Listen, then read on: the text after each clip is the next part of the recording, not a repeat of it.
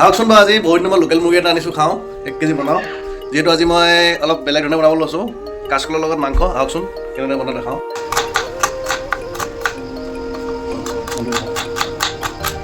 এয়া আজি লোকেল বনাব লৈছোঁ লোকেল আহিছোঁ ভিডিঅ'টা বনাওঁ বুলি যিহেতু আজি লোকেল চিকেন লৈছোঁ 1 কেজি আহকচোন কেনেদৰে বনাওঁ দেখাম আপোনালোকক এয়া মই পিঁয়াজ কাটি আছোঁ এতিয়া বৰ্তমান 1 কেজি লোকেল চিকেন আজি বনাওঁ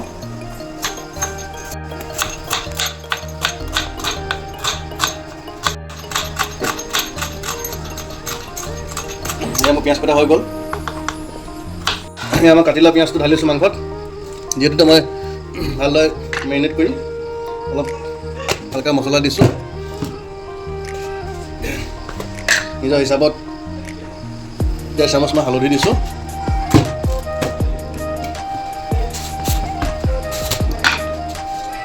1 চামুচ মই নিমখ দিছোঁ 1 চামুচ আদা যিহেতু মাংসটো মই মেৰিনেট কৰি ৰাখিব লাগিব আধা ঘণ্টা সময় যিটো আজি লোকেল হয় আৰু কাশ্মীৰী পাউডাৰ চানৰাইজৰ জাষ্ট কালাৰৰ কাৰণে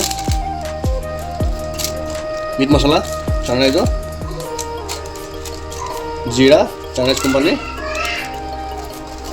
আৰু গৰম মছলা চানৰাইজ কোম্পানী লগত গোটা জিৰা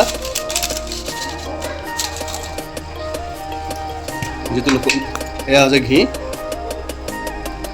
যিটো লোকেল চিকেন হয় 1 চামুচ ঘি দি পিনে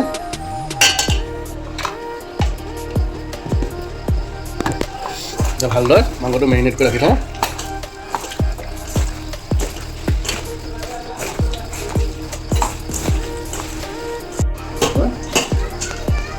যিমান মুৰ্গী মাংসটো ইমান খাই ভাল লাগে যিহেতু লোকেল মুৰ্গী হয়তো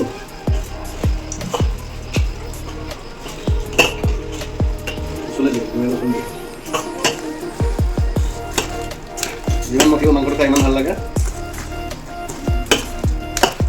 1 কেজি চিকেনত মই এক পূৰা 250 গ্ৰাম মই পিঁয়াজ দিছোঁ 7টা পিঁয়াজ মিক্স কৰিছোঁ মই সৰু ডাঙৰ মিক্স কৰি যিহেতু লোকেল মুৰ্গী হয় কাষ্টম চাইছোঁ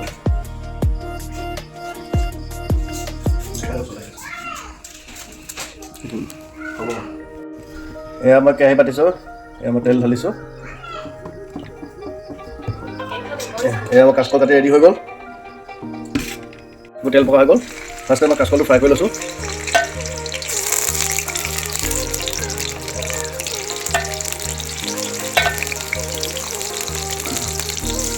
যিহেতু মোৰ কল ফ্ৰাই হৈ গৈছে এয়া মোৰ কলটো ফ্ৰাই হৈ গ'ল ভালদৰে অলপ ৰঙা কৰি দিছোঁ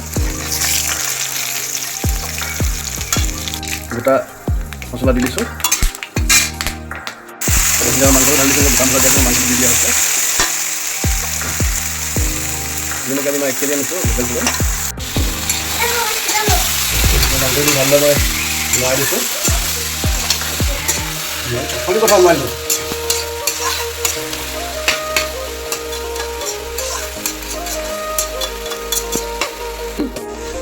যিহেতু মই পেষ্টটো বনাই লৈছোঁ আদা ৰচুনৰ এনেদৰে আদা ৰচুন থেতেলিয়াই দিলে মাংসটো বহুত সোৱাদ হয়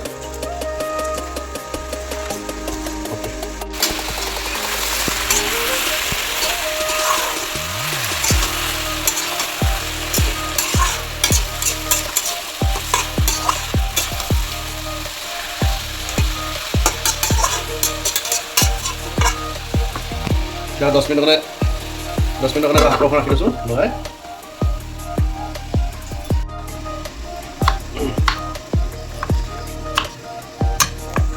এয়া মই এতিয়া বিলাহীটো দি দিয়া হৈছে ইয়াত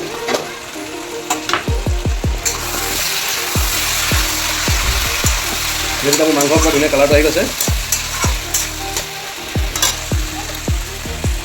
এতিয়া মই পেষ্ট বনাইছোঁ এতিয়া আদা ৰচুনৰ পেষ্টটো দি দিয়া হৈছে ইয়াতে পেষ্টটো দি দিয়া কেৰাহীখনটো পাতলা ভিজি থাকে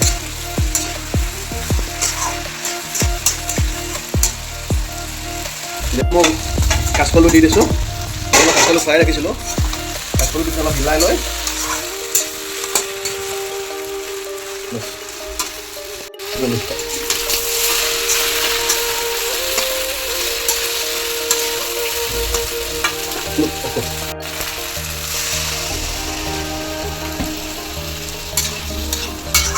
যিহেতু মই গ্ৰেভি বনাম পূৰা এক মগ পানী দিছোঁ। এইটো আপোনালোকে সকলোৱে চিনি পায়, মান ধনিয়া বুলি কয়। ইয়াৰ অলপমান দি দিছোঁ, টেষ্টটো আহিব। এনেকৈ 1 লিটাৰমান পানী দি পিনে এটা হাফৰ লগাই দিছোঁ। এয়া মোৰ পানী উতলি আছে, মই 1-1.5 লিটাৰমান পানী দিছোঁ যে পানীখিনি পূৰা শুকাই যাব লাগিব। যিহেতু মই কাচকল অলপ বনাইছোঁ, কাচকলত মাংস বনালে মাংসটো কালাৰটো অলপ বেলেগ ধৰণৰ হয় দেই। গোটা গোটা মাংস পিছে পিছকৈ কাচকলত বনাইছোঁ দেই। মোৰ মাংসটো হৈ গ'ল, দেখিছেনে বাৰু? পানী শুকালে একদম ধুনীয়া টিপটপকৈ কালাৰ চালাৰ আহি গৈছে আৰু ইয়াৰ। যিটো কাচকলৰ বনালে বৰ ৰেড এণ্ড কালাৰটো নাহে বাৰু। মইতো যিটো ৰং চং মিক্স কৰা নাই, কম পৰিমাণে মাংসটো মটতে দিছিলোঁ। কিনাৰতে এইটো আৰু দেখোন পায় সকলোৱে জীৱন গুটি বুলি কয় যে, সেইটো কৈ আছে। কৈ দিয়ক এটা, মাংসটো ভালদৰে হৈছে আৰু খাম আৰু লগে ভাগে নে কি বাৰু? কৈ দিয়ক কিমান। মই লাষ্ট কয় দেই মোৰ ল'ৰাটো, বেয়া নাপাবা আৰু। এয়া আমাৰ বৰডেকাই বাঢ়িব লৈছে ভাতটো এতিয়া, যিহেতু কি মাংস হয়। আজি লোকেল চিকেন আনিছিলোঁ, এয়া মোৰ ল'ৰাই লৈছে, নিজে লৈছে বাঢ়ি মেলি। এটা কেৱল চাই দিয়া কেনেকুৱা হৈছে। তাক বোলে লেগ পিচটোহে লাগে হেনো বোলে। কাইলৈ কি কৈছে মই নাজানো দেই ল'ৰা ছোৱালী।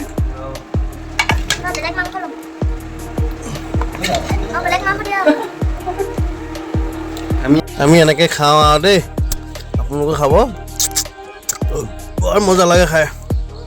যিহেতু কাচকলৰ লগত বৰ সোৱাদ হৈছে। ঠিক আছে, আকৌ নেক্সট টাইম ভিডিঅ'ত আপোনালোকক লগ পাম। এনেকৈ আপোনালোকে খাব দেই। Okay, bye bye.